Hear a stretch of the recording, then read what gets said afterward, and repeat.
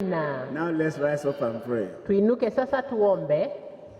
Blessed Father, we thank you. Baba mbarikiwa, tunakushukuru for your wisdom, for your love, and for your mercy. Kwa hekima yako, kwa upendo wako na kwa rehema zako. We are grateful for the assurance in our heart. Tunakushukuru kwa hakikisho lililo ndani ya mioyo zetu. That the wind and the storm will not shake our confidence in you. Ya kwamba mawimbi na gharika hayatatingiza ujasiri wetu ndani yako. The same grace that carried Joseph through. Ile neema ambayo ilimuinua Yusufu. The same grace that helped Ruth. Ile neema ambayo ilimsaidia Ruthu. The same grace that carried Paul the apostle through. Ile neema ambayo ilimpatia mtume Paulo ushindi. The same grace that sustained Lydia. Ile neema ambayo ilimuhifadhi Lydia. We have the same grace today. Tuko na hiyo neema hata leo. And when it's over, na wakati mwisho utakapofika, our name will not be missing in the book of life. Majina yetu hayatakosekana katika kitabu cha uzima. Lord, speak to every heart. Bwana, nena na kila moyo. Renew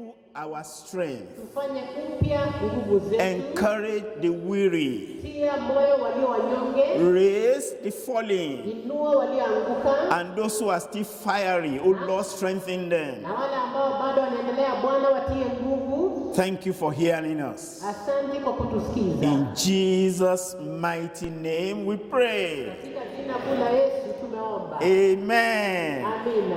Amen. Amina. Amen. Amina. Follow me to Philippians chapter 4.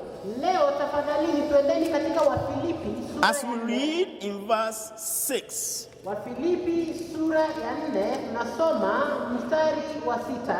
Philippians chapter 4 verse 6. Wafilipi sura ya 4 mstari ni wa 6. King James Version says, be careful for nothing, but in everything by prayer and supplication with thanksgiving, let your requests be made known unto God. Kwa kusali na kuomba pamoja na kushukuru haja zenu na zijulikane na Mungu. Another translation said, don't be anxious and worry for anything. Na katika usemi mwingine inasema ya kwamba msisumbuke na jambo lolote. You take those challenges to God in prayer and trust him. Mpelekee Mungu zile changamoto katika maombi na umwamini. Let him know how you feel about it. Let him know what the needs are. Wacha ajue vile unavyojihisi kuhusu hiyo changamoto. Wacha ajue mahitaji yako ni yapi. He will do something about it. Atafanya kitu juu ya hilo. That's our comfort, that's our hope, that's our joy. Hiyo ndio faraja yetu, hiyo ndio tumaini letu, hiyo ndio furaha yetu. Leaving our burdens with the Lord. Kumwachia Bwana mizigo yetu. Today a lot of people are carrying the loads they should not be carrying. Siku hizi watu wengi wanabeba mizigo ambayo haifai waibebe. The load the Lord intend to help them to carry. Wanajua mizigo ambayo Bwana lengo lake ni kwamba wasaidie wazibebe. They do not make enough use of the privilege of the redeemed. Hawatumii nafasi walio nayo kama wale ambao walikombolewa vizuri. I once saw a video clip. Niliona video fulani. And this man carry load here, and then he's dragging a what they call this thing? The wheelbarrow, empty. Na huyu mwanaume alikuwa amebeba mzigo mmoja huku mwingine huku na huku anasukuma ile tunaita wheelbarrow. Then somebody stopped him. Alafu mtu akamsimamisha. And he said, no, you are laboring yourself too much. Akamwambia, tafadhali wajisumbua sana. There's a better way to do it. Kuna njia bora ya kufanya hivi. And the person removed all the load on his neck and load it into the wheelbarrow. Huyo mtu akamwondolea mizigo yote kutoka kwa shingo lake na akaweka kwa ile wheelbarrow. And he told him, if you now push it, it will be easier for you. Na akamwambia kwamba ukianza kusukuma itakuwa rahisi kwako. So the helper left him and went away. Kwa hivyo msaidizi akamwacha akaenda zake. And the man said, thank you. Na huyu mwanaume akamwambia And then he carried the wheelbarrow again and put on his head and began to walk. alafu akabeba ile wheelbarrow akaweka kwa kichwa akaanza kutembea tena. When Jesus came into your life, Wakati Yesu alikuja ndani ya maisha yako, he came to carry your burden. alikuja ili abebe mizigo yako. Why the argument? Should he carry? Should I not carry? My own is my load. He wants to carry it for you. Kwa nini mabishano? Abebe asibebe, lengo lake ni kwamba anataka kubebea. The believers in the Bible days, they've learned to let the Lord help them carry their load. Wale waumini wa siku za kale walikuwa wamejifundisha kuachia Bwana mizigo yao. Daniel, how come? How did you go through all this? Danieli, iliwezekanaje? Ulipataje ushindi dhidi ya haya yote? And Daniel said, my Lord sent an angel. Danieli akasema, Bwanangu alituma malaika. Shadrach, Meshach, and Abednego, how did you go through all this? Shadraki, Meshaki na Abednego, mliezaje kupata ushindi dhidi ya haya? He said, the Lord came into the fire. Sema ya kwamba Bwana mwenyewe alikuja ndani ya moto. He's there with you. Ako pale nawe. He's there with us. Ako hapa na sisi. His name is Emmanuel. Jina lake ni Emmanuel, Mungu pamoja nasi. God with us. Mungu pamoja nasi. No matter where you find yourself, Haijalishi unajikuta wapi. whether it's temptation, whether it's trial, Haijalishi ni mitihani ama ni majaribu. Emmanuel is here. Emmanueli ako nawe. They had similar difficult situation. Pia nao walijipata katika hali ambazo zilikuwa ngumu. Difficulty confronted them. Ugumu walikumbana nao. Emmanuel makes the difference. Emmanueli ndiye analeta tofauti. They allowed the Lord to be their partner. Walimruhusu Bwana awe pamoja nao. Whether when they are coming out of Egypt or when they pass the Red Sea, Haijalishi walikuwa wanatoka Misri ama wanavuka bahari ya Shamu. we have the record. Tuko na rekodi How the Lord carried them through. jinsi Bwana alivyowapatia ushindi. Some of them, the situation surprised them. Wengine wao walishangazwa na hali ambazo walijikuta ndani. And Virgin Mary said, how can this be? Na hata Bikira Mariamu akasema, je, yawezekanaje kuwa hivi? I don't understand what you are saying. Sielewi yale ambayo mnasema. Because I've been a virgin. Kwa sababu mimi nimekuwa bikira. And then the angel said, God is involved in this. Na malaika akamwambia Mungu mwenyewe anahusika na hili. That the Spirit of the Lord will overshadow thee. Ya kwamba Roho wa Mungu atakufunika. And that person in you is the Son of the Most High God. Na yule aliye ndani yako ni mwana wa Mungu aliye hai. And they're still overshadowing by the Spirit of the Lord when you come into the midst of the storm. Na tunaona malaika akiwafunika wakati walifika katika kati ya mawimbi.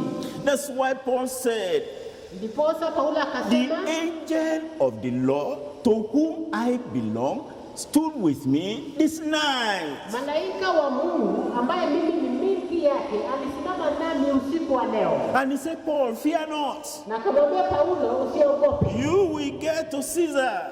Utafika kwenye And all these people in the ship with you, they are secure. na watu wote walio kwenye meli nawe wako salama. Brethren, there's nothing to fear. Wapendwa, hakuna kitu cha kuogopa. We are going on, we will get through. Tunaendelea na tutapata ushindi. If you listen to the language of the people out there today, Ukisikiza lugha ama usemi wa watu kule nje leo, they say they are designing something, there's injection somewhere, there is something to put in the body, COVID, 666, devil, whatever they say. wanasema kuna uvumbuzi fulani, kuna kitu ya kudunga ingia ndani ya mwili, virusi vya corona ama vitu ambavyo wanasema.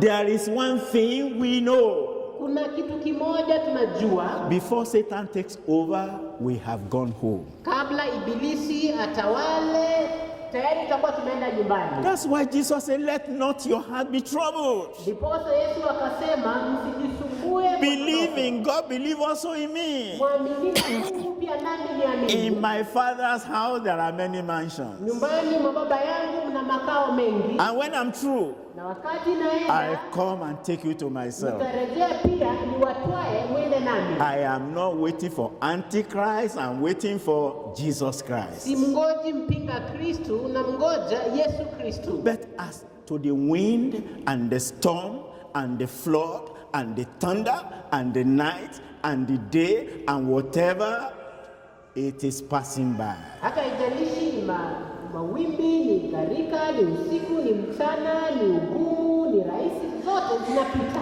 There are many things that have the tendency to disturb our mind. Kuna vitu vingi ambavyo viko na mazoea ya kutusumbua mioyoni mwetu. Things that want to weigh you down. Vitu ambavyo vinataka vikushushe. Signs that want to distract your attention. Ishara ambayo inataka ikufanye ukose mwelekeo. There are things that happen we can't understand. Kuna vitu vinafanyika tunakosa kuelewa. How will Joseph see the hand of God in the conspiracy of his brothers? Je, Yusufu ataonaje mkono wa Mungu katika ule ujanja wa ndugu zake?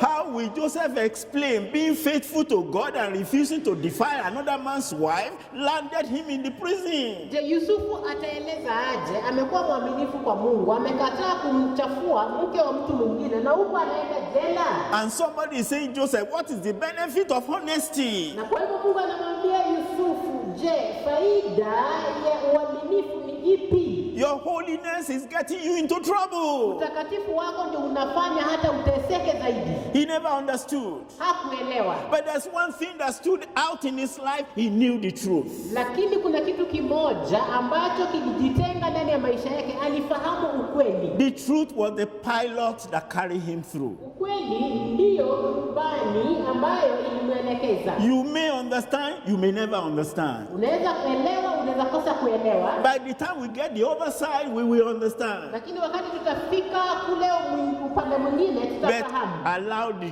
truth to carry you. Ruhusu ukweli ukuelekeze. Whether it's during trial, whether it's during temptation, allow the truth to be with you. Haijalishi ni mitihani unapitia, haijalishi ni majaribu unapitia, ruhusu ukweli ukutawale. The songwriter said, ask the Savior to help you. Na mwimbaji akasema ya kwamba muombe Mwokozi akusaidie. He will carry you through. Atakupatia ushindi. As we look at leaving our burdens with the Lord, Tunapotazama ujumbe ambao kichwa chake ni kwamba kumwachia Bwana mizigo yetu, we look at 3 points. tunaangalia ujumbe katika sehemu 3. Living on the Lord through prayer. Kumwachia Bwana kupitia kwa maombi.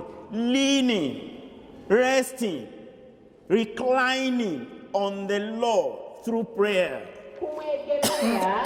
Kumtegemea Bwana kupitia kwa maombi. Number 2, Kipengele cha pili, assurance of answers to prayer. hakikisho la majibu kwa maombi. The psalmist said, unto him that answer prayer, to him shall the gathering of the people be. Mwimbaji akasema ya kwamba kwake yeye ajibuye maombi, kusanyiko la watu wake litakuwa kwake. And finally, Na mwishowe, an open check for faith. An open check for faith. cheki iliyo wazi kwa imani. So, the place of trial, the place of prayer, the assurance of faith. Kwa hivyo, mahali pa maombi, mahali pa majaribu, hakikisho la imani.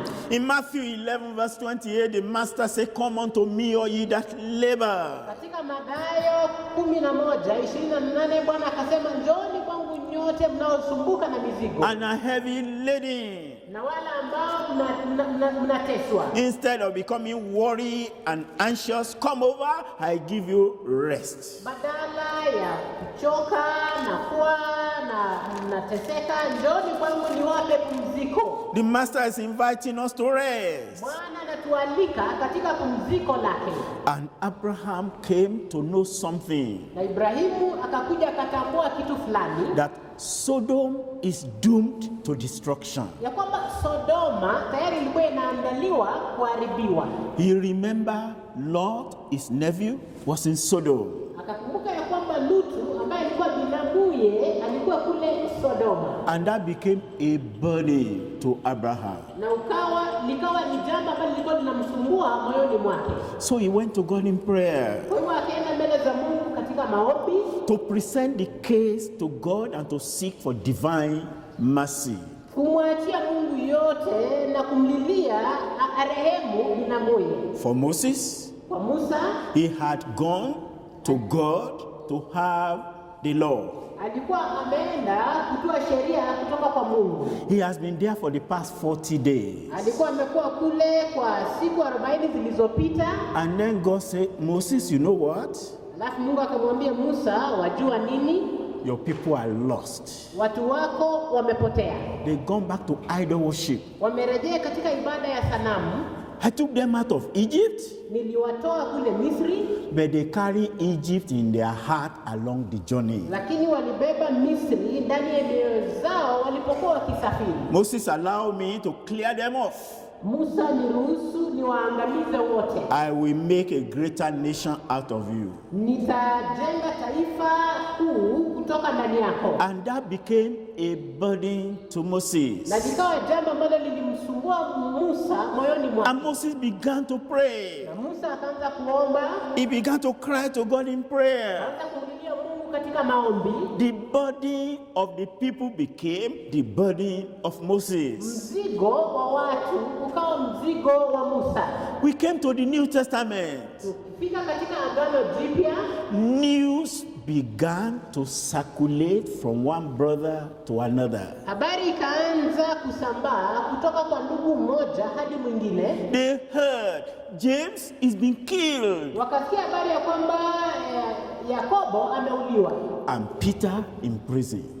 Na Petro kwenye jela. So one after the other, they sneaked to the house of Mary. Na mmoja kwa mwingine wakaenenda katika nyumba ya Mariamu, the mother of John Mark. Mamake Yohana Mark. A girl called Rhoda, she was there. Kuna msichana ambaye anaitwa Rhoda alikuwa katika hiyo The nyumba. men and the women, they were there. Wanaume na wanawake walikuwa ndani ya hiyo nyumba. The burden of Peter became their burden. Ule mzigo wa Petro ukawa mzigo wao. What a lesson for the church today. Ni fundisho lilioje kwa kanisa leo. That your problem should not be yours alone. Ya kwamba shida yako isiwe yako peke yako. That her problem should not be hers alone. Ya kwamba shida ya yule dada haitakani kuwa shida yake peke yake. That we should all come together to pray, encourage, support, assist until you come out of it. Ya kwamba nitakana tuje pamoja, tuombe, tukutie moyo, tusaidiane hadi upate ushindi. Our calling as God's children Mwito wetu kama wana wa Mungu is a call to the life of total dependence upon God. ni mwito ya kwamba tuishi maisha ya kumtegemea Mungu katika kila kitu. As we carry the burden of life, Tunapobeba mzigo wa it could maisha, be in our personal life, academic life, family life, whatever it is in the place of work. ingine katika maisha yetu, masomo, mahali pa kazi, katika familia. Retain the echo. Come unto me, all ye that labor and are heavy laden, I, the Lord, will give you rest. Kumbuka ule usemi ya kwamba njooni kwangu nyote mnaolemewa na mizigo nami nitawapumzisha. Believers of old, the people that went before us, each time they have challenges and problems, they carry it to God in prayer. Waumini waliotutangulia, watu waliokuja kabla yetu sisi, walikuwa na mizigo na walipeleka kwa Mungu katika maombi. Even though because Sodom refused to repent, Abraham could not change the hand of God, but it delivered his brother, his nephew, Hata Lot. ingawaje Sodoma haingeweza kukombolewa kwa sababu watu wengine walikataa kubadilika, na Ibrahimu amebadilisha mkono wa Mungu, lakini binamuye alipata kuokolewa. Brethren, there's something we need to contend against. Wapendwa, kuna kitu ambacho ni lazima tupigane dhidi yake. You contend against it in your own life. We contend against it as a family. We contend against it as a church. Unapigana nayo katika maisha yako binafsi, unapigana nayo kama kanisa, unapigana nayo katika familia yako. It is a psyche, a practice, an idea in the nation. Ni mtindo fulani, ni jambo fulani, fikra fulani katika taifa. I don't know whether it's the same in the whole of East Africa, but I know it is here. Sijui kama Afrika Mashariki yote iko hivyo, lakini najua iko hapa katika taifa letu. They say God is for all, I am for myself. Wanasema ya kwamba Mungu ni wetu sisi zote, lakini kila mtu ako kivyake. But my Bible says God is for all, we are for each other. Lakini Biblia inaniambia kwamba Mungu ni wa wote na pia sisi tuko pamoja sisi zote. So the idea of individuality, I don't care what happened to you, whatever your headache, that's your business. No. That is contrary to scripture. Kwa hivyo hiyo kanuni ya ubinafsi ya kwamba sijali nini nimekufanyikia, ninashughulika na mambo yangu, hiyo ni kinyume na maandiko. Open your Bible, Galatians chapter 6. Fungueni Biblia zenu kwa Galatia sura ya 6. In verse 2. Wagalatia sura ya 6. Galatians chapter 6 verse 2. Wagalatia sura ya 6 mstari wa 2. Bear ye one another's burden, and so fulfill the law of Christ. Mchukuliane mizigo na kuitimiza hivyo sheria ya Kristo. Bear ye one another's burden, and so fulfill whose law? The law of Christ. Mchukuliane mizigo na mtimize sheria ya nani? Sheria ya Kristo. Caring for one another is the instruction of Christ, the assignment of Christ, the duty of every believer. Kuwajali wengine ni jukumu ambalo tumepewa na Kristo na ni jukumu la kila muumini. Galatians chapter 6 verse 10 says, as much as possible, as much as we are able, we should care for one another, especially those of the household of faith. Wagalatia 6:10 nasema kwamba kadiri inavyowezekana tuwajali wengine, haswa wale wa nyumba ya imani. Caring may involve visiting and encouraging. Wakati mwingine kuwajali wengine inajumuisha kuwatembelea na kuwatia moyo. It may involve giving a portion of food to the needy. Itajumuisha kuwapatia chakula wale ambao hawana chakula. It may involve giving money. Inaweza jumuisha hata kupeana pesa. Let us not live to ourselves alone. Live to influence, assist, support, enable, help that other brother or sister. Tusiishi maisha ya binafsi, tuishi maisha ambayo tunasaidia yule dada, tunasaidia yule ndugu. In Philippians chapter 2 in verse 4. Wafilipi sura ya 2 mstari wa 5. Philippians chapter 2 verse 4. Wafilipi sura ya 2 mstari wa 4. Look not every man on his own things, but every man also on the things of others. Kila mtu asiangalie mambo yake mwenyewe, bali kila mtu aangalie mambo ya wengine. What he says that don't be concerned about your challenges only. Be concerned about him, her, and other people also. Kile ambacho kinasemekana hapa ni kwamba usishughulikie tu changamoto zako wewe peke yako, ushughulikie pia changamoto za wengine. Abraham was not in Sodom and Gomorrah. The fire fall, it will not touch anything concerning Abraham. But he became concerned for his nephew. Ibrahimu hakuwa kule Sodoma na Gomora, hata kama moto ingekuja ingemdhuru, lakini alihusika ama alimjali binamuye. If God were to wipe out Israel, an advantage for Moses, but he was more concerned about them than selfish pursuits. Kama Mungu angeangamiza Israeli, Musa angeangamia, lakini aliwajali hakuwa mtu wa ubinafsi. The early church could have said, we know God. If they kill, already they killed James, that did not stop the church. If they kill Peter, that will not stop the church. God will raise some other people to do it. No, not at all. They became concerned. Kanisa la kale alikusema ya kwamba hata wakimuua wengine, Mungu atainua wengine. La hasha, walishughulika, walihusika. January, this is November. How many days did you mention the name of your pastor in your prayer, the name of your neighbor in your prayer, the name of the other person you are working the same office in your prayer? When? Tangia Januari, sasa hivi ni mwezi wa Novemba, ni lini ulitaja jina la mchungaji wako katika maombi, jina la yule ambaye mnafanya kazi naye, jina la yule jirani katika maombi, lini? When we change our understanding and we drop the idea of the world and we embrace what the Bible teaches, which is the truth, our life becomes better. Tunapobadilika katika ufahamu wetu na tunakumbatia mafundisho ya Biblia, maisha yetu yatakuwa bora. Our relationship become blessed. Uhusiano wetu utakuwa ni wa baraka. Bearing the burden become easier. Kubeba mizigo inakuwa ni rahisi. When you are saying, my brother, you are not alone. Wakati unamwambia ndugu yako, ndugu yangu, hauko peke yako. We are in these things together. Tuko pamoja. I'm praying with you. Ninakuombea. I know what you are going through. Ndio nafahamu yale unapitia. And a little thing coming from your pocket to them. Na wakati mwingine unatoa kitu katika mfuko wako unawapatia. You branch off your way to say, how are you? I just came to see how you are doing. Unatembelea, unasema mnaendelea, nimekuja tu kuona vile mnaendelea. You are not there to go and gossip. Have you heard? Have you heard? No, that's not why you went there. Hauko pale kusengenya, mmesikia, la, hiyo hii kupeleka pale. He's to pray. Ni kuomba. I heard you have been having challenges in that mathematics. Nimesikia kwamba umekuwa na changamoto katika lile somo la hesabu.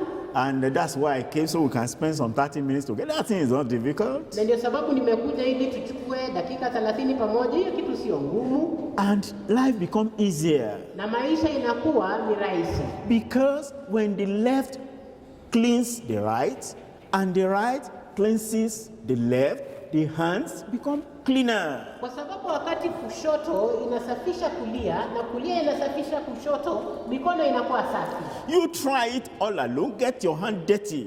Jaribu ufanye uchafue mkono wako. Put the whole thing inside ink or whatever it is and it's dirty all over. And then you try to wash this hand alone. Put soap, put whatever. You will still see that this place is dirty. Weka mkono wako katika wino uchafue, alafu jaribu kuosha peke yake, uweke sabuni, ufanye nini, utaona bado kuna sehemu zinakuwa ni chafu. One hand with water and soap, not enough.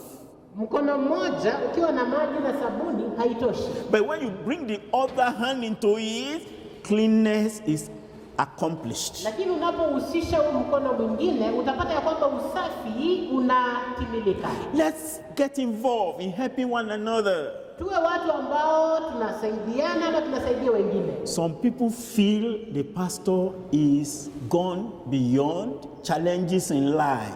Watu wengine wanafikiria ya kwamba mchungaji yeye amekuwa kiasi ya kwamba hana changamoto. They thought the pastor is Alpha and Omega. Wanafikiria mchungaji ndiye mwanzilishi na mkamilishi. But Peter was a great man of God. He fell. Lakini Petro alikuwa mtumishi mkubwa wa Mungu, lakini bado alianguka. I don't know what John did because John never recorded that occurrence. Sijui Yohana alifanya nini, lakini hakuna kili hilo tukio. But definitely John was there. Lakini kwa uhakika Yohana alikuwa. We don't know the detail, but John sustained that man. Mnajua sijui ukweli, lakini Yohana alimsaidia Petro. And John became closer to Peter than before Jesus left for heaven. Na Yohana alikuwa na uhusiano wa karibu sana na Petro kabla Yesu aende mbinguni. Because we heard of James and John when Jesus was there. Kwa sababu tulisikia Yohana na James wakati Yesu alikuwa pale. James and John, sons of thunder. Yakobo na Yohana wana wa radi. But after Jesus has gone to heaven, lakini baada Yesu kwenda mbinguni, you knew what happened at the trial. I don't know him. Why are you? I don't know the man. Mnajua nini lifanyika pale kwa majaribu? Simjui, simfahamu huyu. Then you heard that they were running to the sepulchre. Who was there? John. Who was the next person? Peter.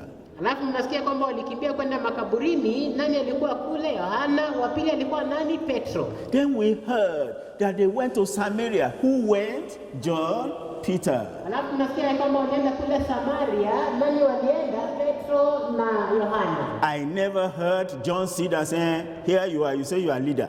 Are you not the one that was denied the other day? Sikusikia Yohana akisema uko hapa, unasema wewe ni kiongozi, sio wewe ulimkataa Bwana ile siku iliyopita. Listen, as for criticism, as for accusation, Satan is there, is a champion doing it. Why do we need to assist him? Sikiza, hii mali ya kutafuta makosa ndani ya wengine, kwa hukumu wengine, ibilisi yako pale. Ni kwa nini pia nasi tukue pale? Leave the business of Satan for Satan. Mwachie ibilisi biashara yake. He does not help anybody. Asaidii mtu yoyote. But we are raised as helpers of one another's faith. Lakini sisi tumeinuliwa ili tusaidie tusaidiane katika mambo ya imani. I'm talking now on the second point. Naenda sasa kwa kipengele cha pili. Assurance of answers to prayer. Hakikisho la majibu kwa maombi. John 14 verse 13. Yohana sura ya 14 mstari wa 13. John chapter 14 in verse 13. Yohana sura ya 14 mstari wa 13. And whatsoever ye shall ask in my name, I will do it. Nanyi mkiomba lolote kwa jina langu hilo nitalifanya. Whatsoever ye shall ask in my name, I will do it. Mkiomba kwa jina langu lolote kwa jina langu hilo nitalifanya. 1 John chapter 5 in verse 14. Waraka wa kwanza wa Yohana sura ya 5 mstari wa 14. 1 John chapter 5 verse 14. Waraka wa kwanza wa Yohana sura ya 5 mstari wa 14. And this is the confidence that we have in him, that if we ask anything according to his will, he hears us, he answers us. Na huu ndio ujasiri tulio nao kwake, ya kuwa tukiomba kitu sawasawa na mapenzi yake atusikia. Let's look at Matthew 21 verse 22. Tuangalia Mathayo 21:22. You see, some people today are almost giving up praying. Ndio watu wengine hivi siku hizi hata karibu wanaacha maombi. But God is still in the business of answering prayer. Ili Mungu bado yuko katika biashara ya kujibu maombi. Let's renew our covenant with God, our timing, our commitment, and pray. Tufanye upya agano letu na Mungu, kujitolea kwetu na hata katika maombi. Matthew 21 verse 22. Mathayo 21:22. And all things whatsoever ye ask in prayer, believe, ye shall receive. Na yoyote mtakayaomba katika sala mkiamini mtapokea. You have difficulty, pray. Je, uko na magumu? Omba. Somebody injured you and you are bleeding, pray. Mtu alikuumiza na unatokwa na damu, omba. So that you'll be able to forgive them. Ili upate neema ya kuwasamehe. Pray in every situation for every situation. Omba katika kila hali na kwa kila hali. Pray for those who are good and for those who are bad. Ombea walio wazuri, ombea walio wabaya. He said whatsoever. Nasema ijalishi ni nini? That covers everything.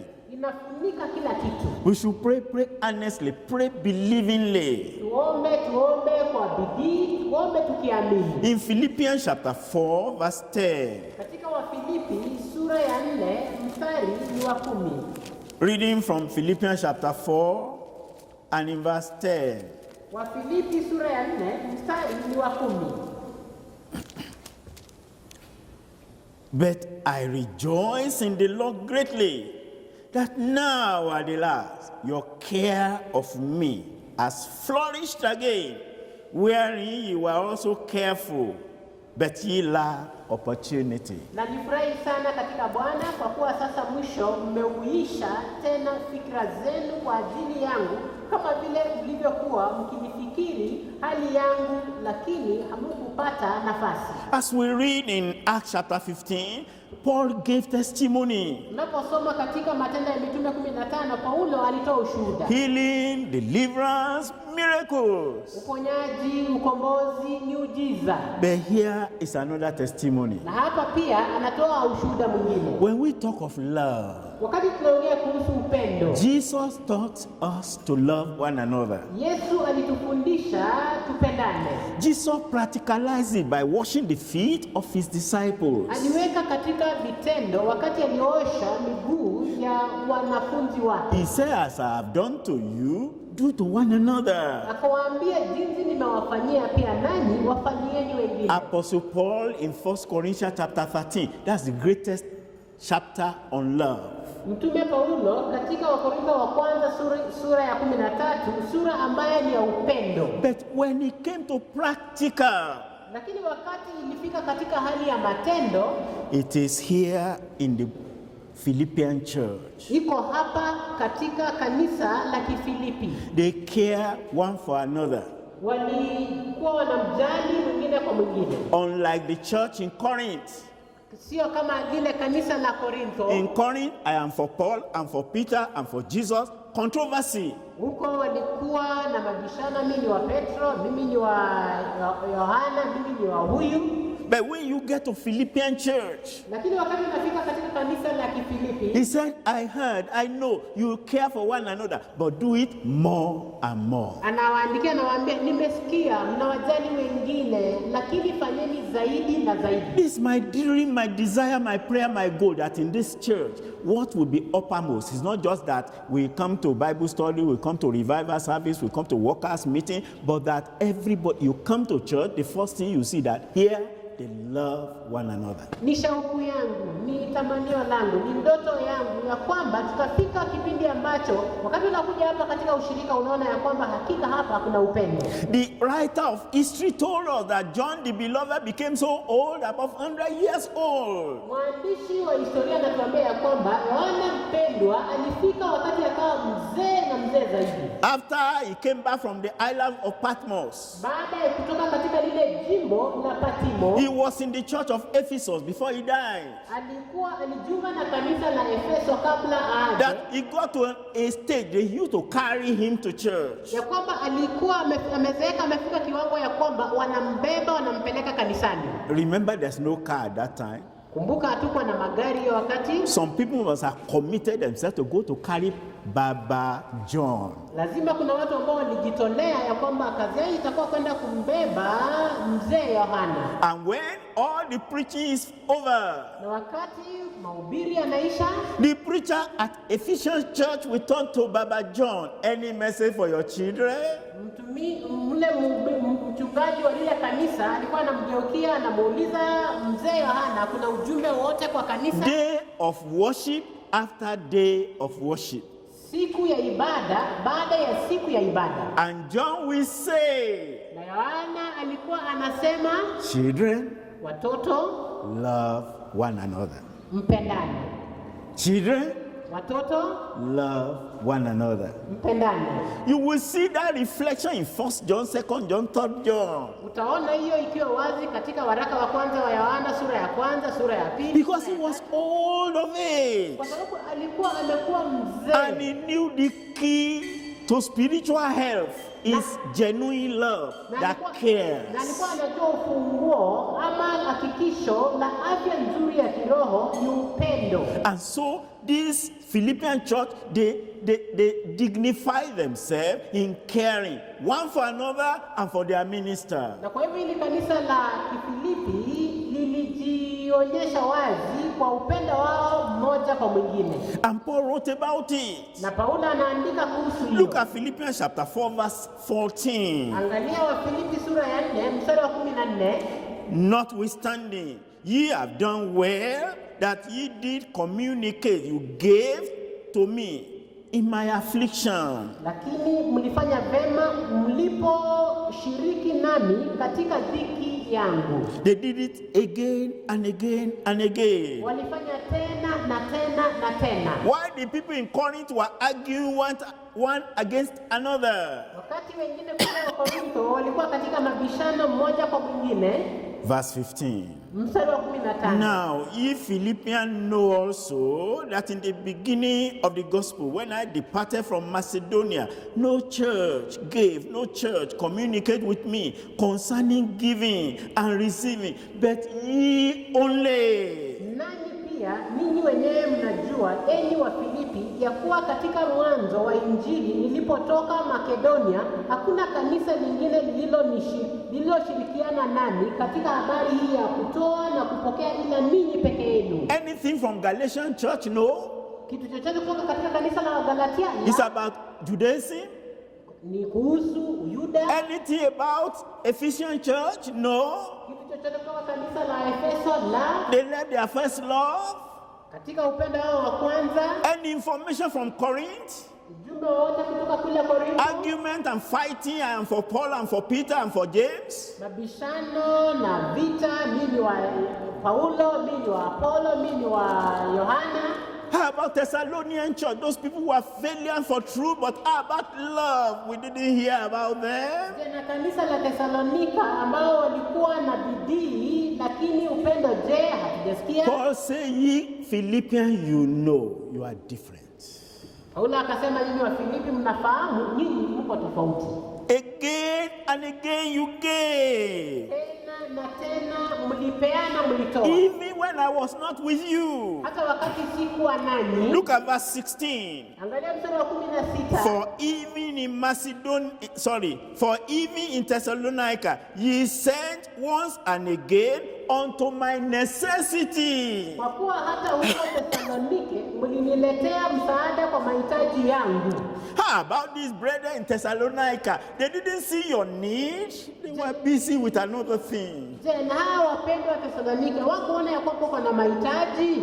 And Paul said, if I have all the gift of angel, all the gift of the spirit, and there's no love there, everything's nothing. Paulo akasema nikiwa na gharama zote za malaika, gharama za kuongea katika ndimi na sina upendo, hiyo yote ni bure. And if we know all the Bible in deeper life and there's no caring for one another, there's no extension of love to one another, everything we know is nothing. Na kama tunaelewa Biblia kiundani katika hili kanisa na hakuna upendo ama kuwajali wengine, hiyo yote ni bure. Look at verse 17. Angalia mstari wa 17. Not because I desire a gift, but I desire fruit that may abound unto your account. Si kwamba nakitamani kile kipawa, bali nayatamani mazao yanayozidi kuwa mengi. And Paul said, look at verse 18. Paulo akasema, tazama mstari wa 18. But I have all. Lakini ninavyo. I abound. Ninavyo vitu vyote na kuzidi. I am full. Tena nimejaa. Having received of Epaphroditus the things which were sent from you. Nimepokea kwa mkono kwa Epafrodito vitu vile vilivyotoka kwenu. Paul said, my needs are met. Paulo anasema mahitaji yangu yameshughulikiwa. Your gift came again and again. Zile tuzo zenu zilikuja tena na tena. This is your sacrifice, an odor that is accepted, rising up unto God as a sacrifice. Hii ndio dhabihu yenu, manukato ambayo yanakubalika ama yameenda mbele za Mungu yakakubalika. Oh, that members of this church will rededicate their life to love, to care, to support, and to help. Naomba ya kwamba washirika wa hili kanisa watajitoa upya katika kupenda, katika kusaidia, katika kujitolea. When we read in Philippians chapter 4 verse 19. Tunaposoma wa Filipi sura ya 4 mstari wa 19. My God shall supply your need according to his riches in glory. Mungu wangu atawajazeni kila mnachokihitaji kwa kadiri ya utajiri wake katika utukufu. That prayer is as a result of their giving. Hiyo maombi yanafuata ama ni matokeo ya kujitolea kwao. Even if you don't see the people that are discussing, if you hear somebody say thank you, hata kama hautaona watu ambao wana mazungumzo, ukisikia mtu akisema asante, you can draw a conclusion that they must have done something good to him.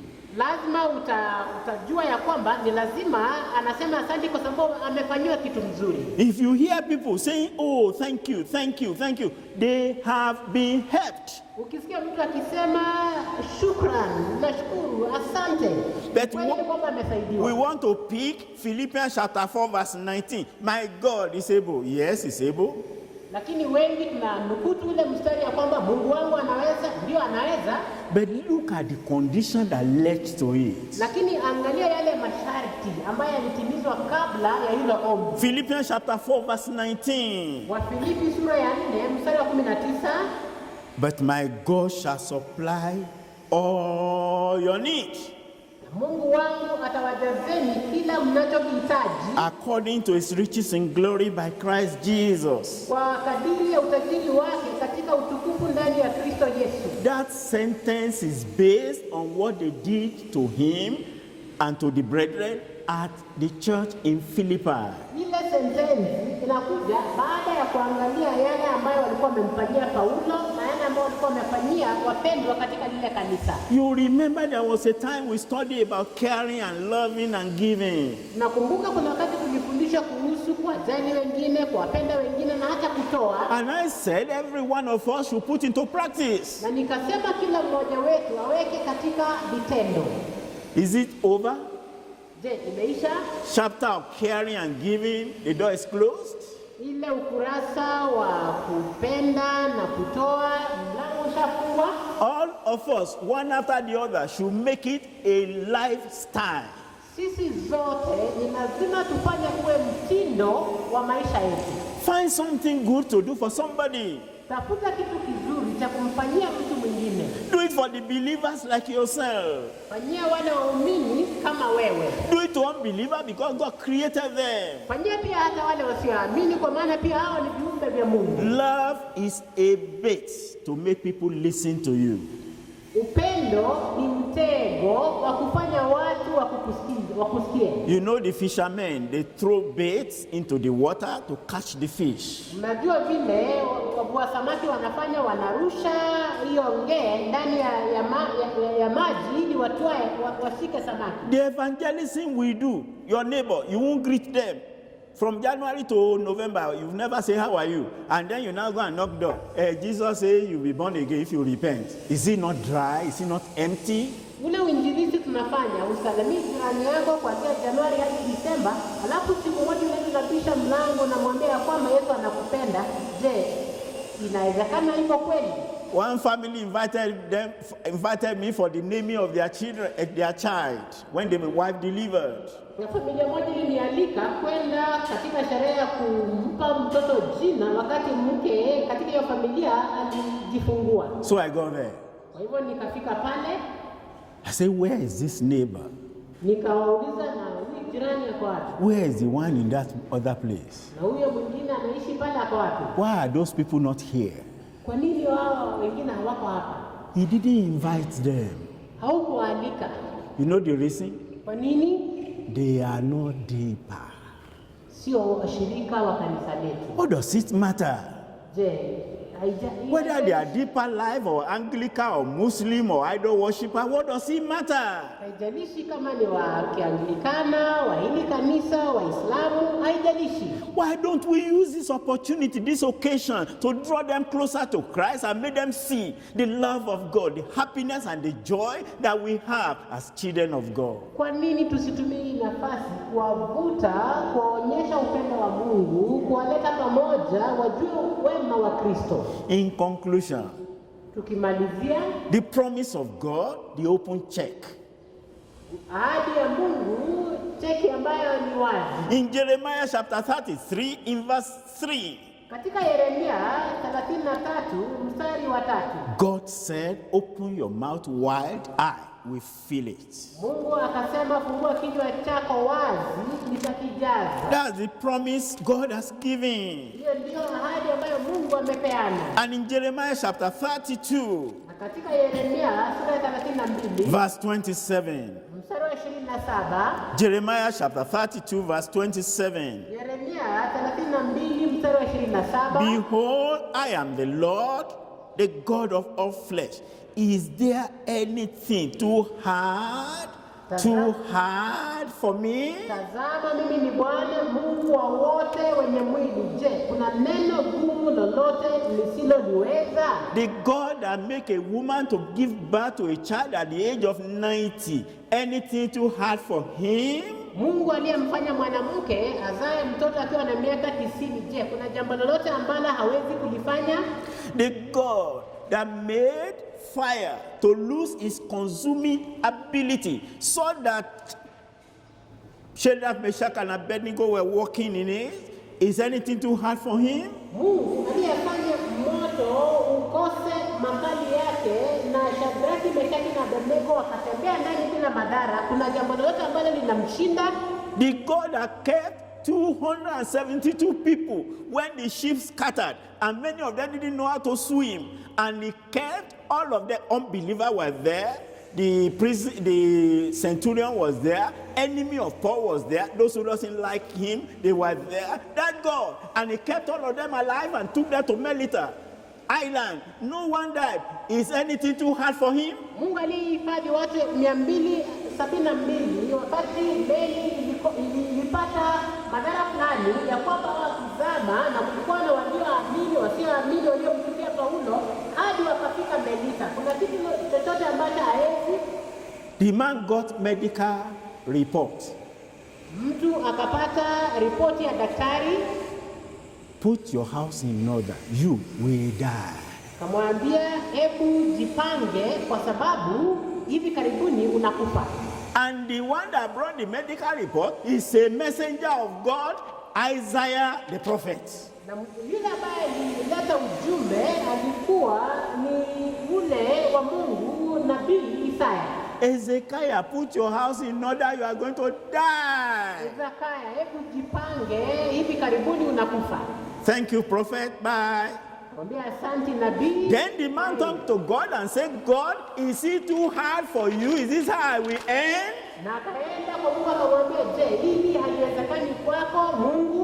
And God said, Isaiah, you have not gone far, go back.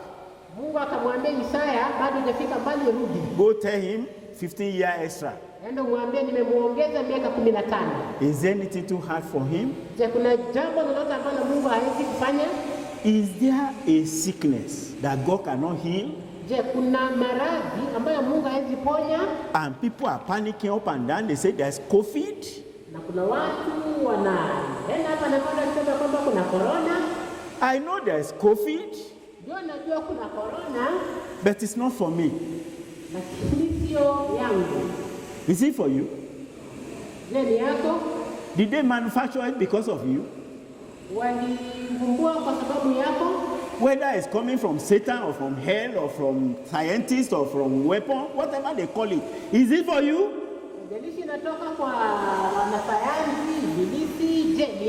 Why should believers live under privileged life? And we are panicking and we are shaking and we are shivering.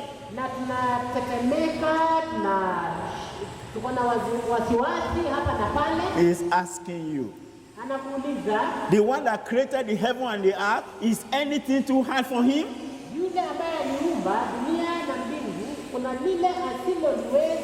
There is a verse of Bible, very interesting. I don't know whether you are ready before, but let's go there together so that I can close the message. Ephesians chapter 3 verse 20. I will encourage you to memorize it. If you wake up in the morning and you quote it, and then you come back home in the evening before you sleep and you quote it, it will soon bring testimony into your life. Ephesians chapter 3 verse 20. Are you there? I say, have you opened your Bible? Ephesians chapter 3 verse 20. Now unto him that is able, able to do exceeding abundantly above all that we ask or think,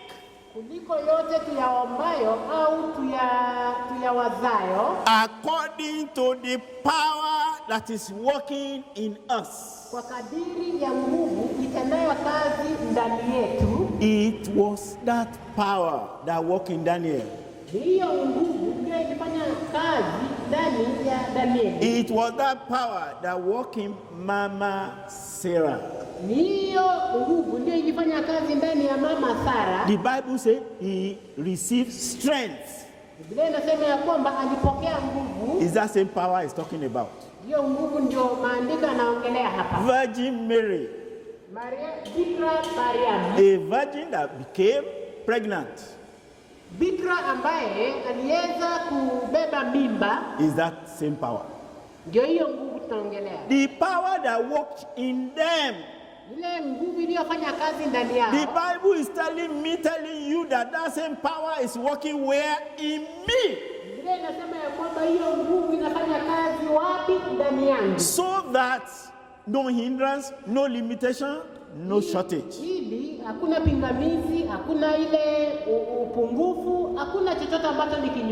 Either I'm going for an exam, I remember something is working in me. Haijalishi naenda mtihani, nakumbuka kuna kitu kinafanya kazi ndani yangu. When I'm going for an interview, I remember something is working in me. Wakati naenda hata kwa mahojiano ya kupata kazi, nakumbuka kuna kitu kilicho ndani yangu. In temptation and trial, I remember something is working in me. Katika mitihani na majaribu, nakumbuka kuna kitu kinafanya kazi ndani yangu. And is able to do above all I ask or think.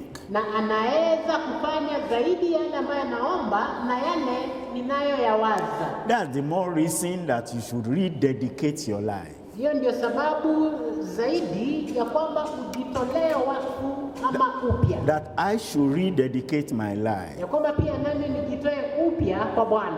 And to declare it is well with my soul. Na kutangaza ya kwamba yote ni sawa na nafsi yangu. Is it well with your soul? Je, uko sawa katika nafsi yako? Is it well with your soul? Je, nafsi yako iko sawa? Let's rise up and pray. Tuinuke tuombe. It is well. Mambo iko sawa. No anxiety, it is well. Hakuna wasiwasi, kila kitu kiko sawa. No worry, it is well. Hakuna wasiwasi, kila kitu iko sawa. No murmuring, no grumbling, no complaint, it is well. Hakuna kunung'unika, hakuna mabishano, kila kitu iko sawa. I failed yesterday, how about today? It is well. Nilishindwa jana, je na leo iko aje? Iko sawa. It was my fault, but how about now? It is well.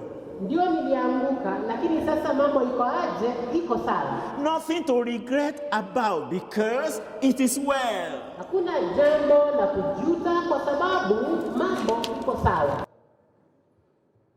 Have confidence that what you have asked, He is going to grant to you. Kuwa na ujasiri ya kwamba kile ambacho umeomba atakujalia. Don't go mention again the negativity. Usiende ukiongea kinyume. It is well. Kila kitu kiko sawa. You're waiting for a testimony now.